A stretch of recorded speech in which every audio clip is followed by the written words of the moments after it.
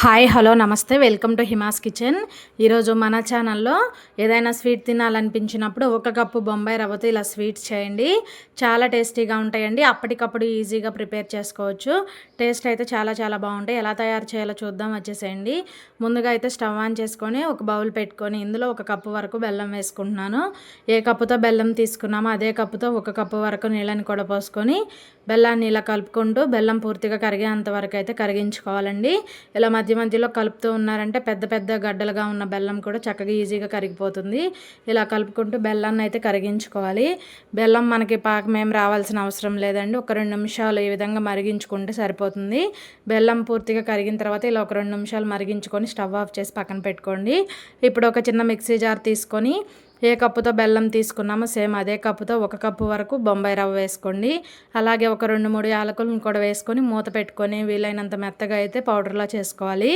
ఇది మెత్తగా పౌడర్లాగా అవ్వదండి, కాస్త సన్నని రవ్వలాగా అవుతుంది. మనం ఎంత బాగా గ్రైండ్ చేసినా కూడా పౌడర్ అనేది అవ్వదు.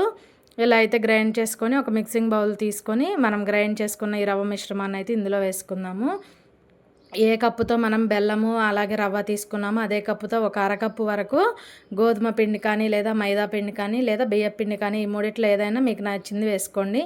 తర్వాత ఒక 2 చిటికెళ్ళ వరకు సాల్ట్, అలాగే ఒక పావు స్పూన్ వరకు వంట సోడా వేసుకొని ఈ సాల్ట్ వంట సోడా కలిసే విధంగా బాగా కలుపుకోవాలి. ఇలా అంతా బాగా కలిసిన తర్వాత ఇందులో ఒక 2 టేబుల్ స్పూన్ల వరకు తెల్ల నువ్వులను వేసుకోండి. ఇలా నువ్వులు వేయటం వల్ల టేస్ట్ అయితే చాలా బాగుంటుందండి.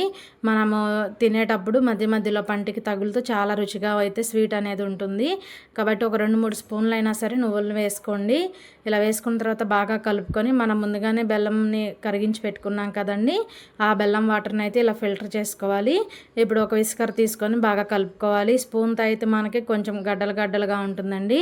ఇలా ఒక విస్కర్ తీసుకొని అయితే బాగా కలుపుకుందాము. ఉండలేమి లేకుండా ఇందులో బాగా కలుపుకోవాలి. ఎందుకంటే మనం రవ్వ వేసాం కాబట్టి ఈ బెల్లం నీళ్ళు పోయంగానే కాస్త గడ్డలు గడ్డలుగా అవుతుందండి. ఈ గడ్డలేమి లేకుండా ఈ విధంగా అయితే విస్కర్ తీసుకొని బాగా కలుపుకోవాలి. చూడండి, మనకి కన్సిస్టెన్సీ అనేది కాస్త లూజ్గానే ఉంటుంది. మనం ఈ మిశ్రమాన్ని అయితే ఒక 15 నిమిషాలు నానబెట్టుకుంటామండి. నానబెట్టినప్పుడు రవ్వ అనేది బాగా నానిపోయి కాస్త గట్టిపడుతుంది. ఇలా బాగా కలుపుకొని మూత పెట్టుకొని ఒక 15 నిమిషాల సేపు అయితే కనుక మనం ఈ మిశ్రమాన్ని అయితే నానబెట్టుకుందాము. మూత పెట్టి అయితే పక్కన పెట్టేద్దాము. ఈలోపు అయితే మీకు చిన్న రిక్వెస్ట్ అండి, ఫస్ట్ టైం మన ఛానల్ని చూస్తుంటే ప్లీజ్ సబ్స్క్రైబ్ చేయండి. వీడియో నచ్చితే కనుక ప్లీజ్ అండి ఒక చిన్న లైక్ అయితే ఇచ్చేసేయండి. మీరు ఒక చిన్న లైక్ చేయడం వల్ల ఈ వీడియో అయితే మరొక కొంతమందికి రీచ్ అవ్వడానికి హెల్ప్ అవుతుంది. కాబట్టి ప్లీజ్ అండి చిన్న లైక్ అయితే ఇచ్చేసేయండి. 15 నిమిషాలు రవ్వ బాగా నానిన తర్వాత మనకి చూడండి రవ్వ మిశ్రమం అనేది కాస్త గట్టిపడుతుంది. ఇలా ఉంటే మనకి బ్యాటర్ అనేది రెడీ అయిపోయినట్టు. ఇప్పుడు స్టవ్ ఆన్ చేసుకొని గుంత పొంగనాలు వేసే ప్యాన్ పెట్టుకోండి. ఇప్పుడు స్వీట్ కాబట్టి కాస్త నెయ్యి వేసుకుంటే టేస్ట్ బాగుంటుంది. అన్నిట్లో కూడా పావు స్పూన్ చొప్పున నెయ్యి వేసుకొని మనం రెడీ చేసుకున్న ఈ బ్యాటర్ని అయితే ఒక్కొక్క స్పూన్ వరకు ఇందులో వేసుకుందాము. ఇప్పుడు ఇలా వేసిన తర్వాత మూత పెట్టేసి మీడియం ఫ్లేమ్ మీద ఒక 2-3 నిమిషాలు బాగా ఉడికించుకోవాలి. లో ఫ్లేమ్లో ఉడికించుకుంటేనే లోపల వరకు కూడా చక్కగా కుక్ అయ్యి టేస్ట్ అనేది బాగుంటుందండి. ఇలా ఒకవైపు కాలిన తర్వాత రెండో వైపు కూడా ఇలా తిప్పుకోవాలి. ఫ్లేమ్ని అయితే కనుక మీడియంలోనే పెట్టుకోవాలి. హై ఫ్లేమ్ మాత్రం పెట్టొద్దండి. హై ఫ్లేమ్ పెట్టారంటే లోపలంతా కూడా కొంచెం పచ్చి పచ్చిగా ఉంటాయి. కాబట్టి ఈ విధంగా అయితే లో ఫ్లేమ్లో పెట్టుకొని రెండో వైపుకి తిప్పుకుంటూ పైనుంచి మరొక 1/2 స్పూన్ వరకు నెయ్యిని వేసుకోండి, టేస్ట్ బాగుంటుంది. ఇలా కాస్త నెయ్యిని వేసుకొని రెండో వైపు కూడా బాగా ఎర్రగా అయ్యేంత వరకు అయితే కాల్చుకోవాలి. క్రిస్పీగా చాలా టేస్టీగా ఉంటాయండి. ఈ విధంగా అన్నీ కూడా రెండో వైపు కాలిన తర్వాత ఇలా కాలిన వీటిని అయితే తీసి ఒక ప్లేట్లో పెట్టుకుందాము. ఇదే విధంగా ఇంకా పిండి ఉంది కదండి, ఆ మిశ్రమాన్ని కూడా ఇలాగే అయితే వేసుకోవాలి. కాస్త నెయ్యి కానీ ఆయిల్ కానీ వేసుకొని ఈ విధంగా అయితే గుంత పొంగనాల్లా వేసుకోవాలి.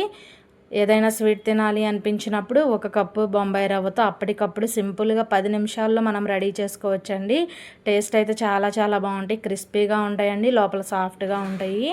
మైల్డ్ స్వీట్తో చాలా బాగుంటాయి. ఈ రవ్వ మిశ్రమాన్ని అంతా కూడా ఇదే విధంగా అయితే పొంగనాల్లాగా ప్రిపేర్ చేసుకోవాలి. పైనుంచి కాస్త నెయ్యి వేసుకుంటే ఫ్లేవర్ అనేది బాగుంటుంది. ఇలా రెండు వైపులా కూడా చక్కగా కాల్చుకున్న తర్వాత తీసి ఒక ప్లేట్లో అయితే పెట్టుకుందామండి. అంతేనండి, ఈవినింగ్ స్కూల్ నుంచి వచ్చిన పిల్లలు తినడానికి ఏమీ లేవు అన్నప్పుడు ఇలా 10 నిమిషాల్లో చక్కగా ఈ రవ్వ అప్పాలు చేయండి. చాలా ఇంట్రెస్ట్గా తింటారు. టేస్ట్ కూడా చాలా చాలా బాగుంటాయండి. తప్పకుండా ట్రై చేయండి. వీడియో నచ్చితే కనుక ప్లీజ్ లైక్, అలాగే మీ ఫ్రెండ్స్కి ఫ్యామిలీ మెంబర్స్కి వీడియోని అయితే షేర్ చేయండి. అలాగే మరెన్నో ఇంట్రెస్టింగ్ వీడియోస్ కోసం మన హిమాస్ కిచెన్ ఛానల్ అయితే ప్లీజ్ సబ్స్క్రైబ్ చేయండి. Thanks for watching video.